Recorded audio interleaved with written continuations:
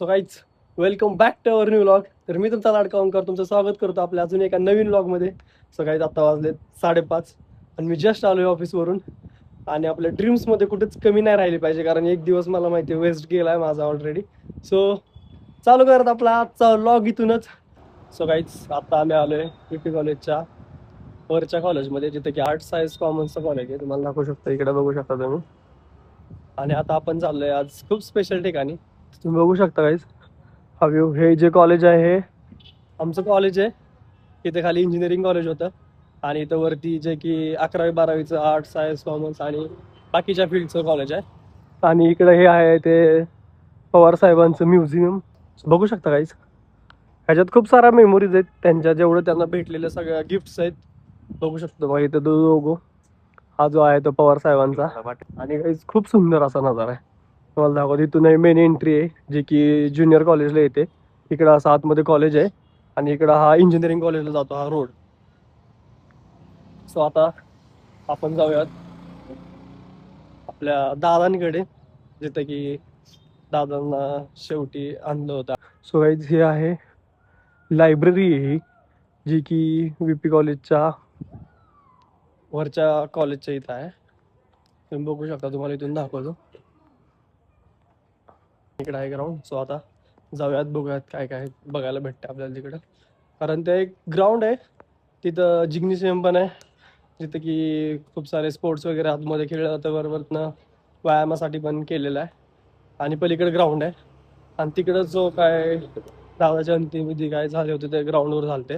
Actually ते ground आमच्यासाठी लहानपणीपासून एवढं मेमोरेबल होतं की तिथं कॉलेजचे कितीतरी डेज, स्पोर्ट्स आणि बाकीचे इव्हेंट्स असतील, म्हणजे like independence day, Republic day पण तिथं साजरा व्हायचा. पण वाटलं नव्हतं कधी की त्याच ग्राउंडवरती असं कधीतरी यावं लागेल दादांच्या दर्शनासाठी, आणि ते पण एवढ्या लवकर, म्हणजे एवढ्या कमी वेळात.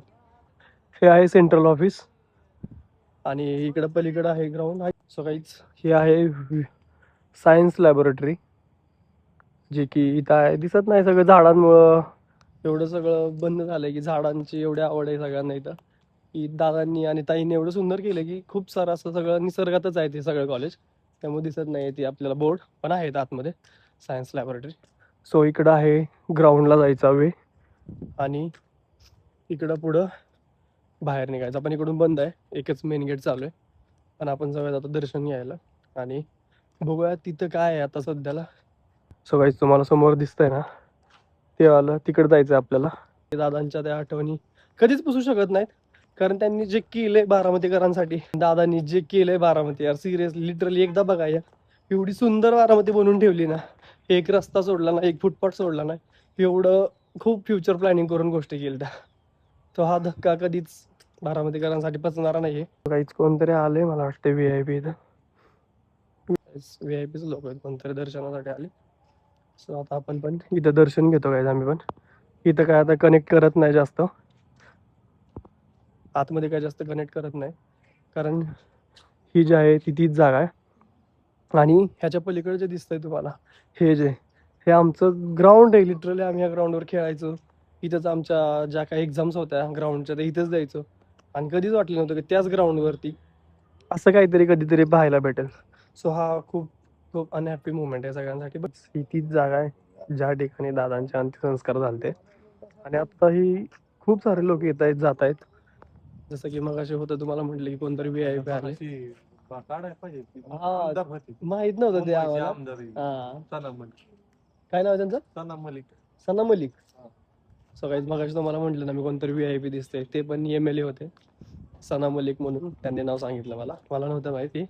पण ते MLA होते, ते पण आले असतील एवढा लांबून दर्शनाला.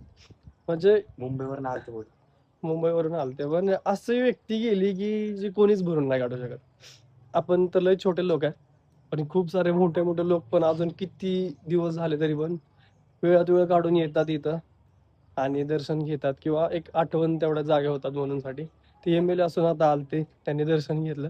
लोकांचं प्रेम जे दादांवर होतं ना, ते इथं आल्यावरती, म्हणजे इथं आल्यावरती ना प्रत्येक जागेवर समजतं. पण इथे एक आता गोष्ट दिसली जी की मी येताना कॅप्चर नव्हती केली, तुम्हाला दाखवतो.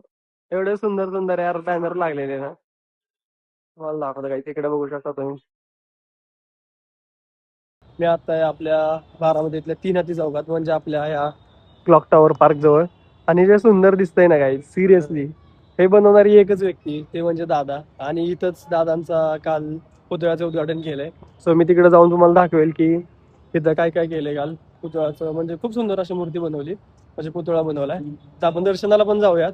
पण गाईज, हे बनवणारी व्यक्ती एकमेव व्यक्ती आहे दादा. त्यांना कधीच बारामती विसरू शकत नाही. त्यांच्यासाठी बारामती म्हणजे स्वर्ग बनवून ठेवलाय. एवढ्या सुविधा, सुखसुविधा, फिरण्यासाठी हे असं खूप सारे सुंदर असे प्लेसेस. हा क्लॉक टॉवर पार्क असेल, इथं पण कितीतरी लोक येतात संध्याकाळी एन्जॉय करण्यासाठी. आणि तुम्हाला दिसत असेल काही तिकडे एवढी गर्दी झाली आहे. तिकडे आहे ऍक्च्युली दादांचा जो काल पुतळा उभा केलाय तो. आणि जाऊयात आपण तिथं, आता दर्शन घेऊया, तुम्हाला दाखवतो तिथं ऍक्च्युअल मध्ये किती सुंदर अशी ते मूर्ती उभी केली. सो गाईज, फायनली आम्ही आलोय आता, तुम्ही बघू शकता. आणि किती लोक येत आहेत, गर्दी करतायत, जे की कधीच दादांना विसरू शकत नाहीत. हे दादांनी जे केलंय हे सगळं त्यांनी एवढं सुंदर बनवलंय की ज्याला एक लोकांना आठवण म्हणून हे काल या त्यांच्या दादांच्या पुतळ्याचं इथं असं उद्घाटन केलंय. आणि हा सुंदर व्ह्यू पाहण्यासाठी किंवा इथं दर्शन घेण्यासाठी पण लोक आताही येत आहेत, आजही येत आहेत आणि येत राहतील, कायम कायम येत राहणार. कारण एवढी दादांनी केलंय ना या लोकांसाठी बारामतीतल्या, ते कधीच विसरू शकत नाही. सो हा दिवस कधीच बघायचा नव्हता एवढ्या लवकर तरी, एक तरुण म्हणून तरी मला आणि कुठल्याच बारामतीकरांना.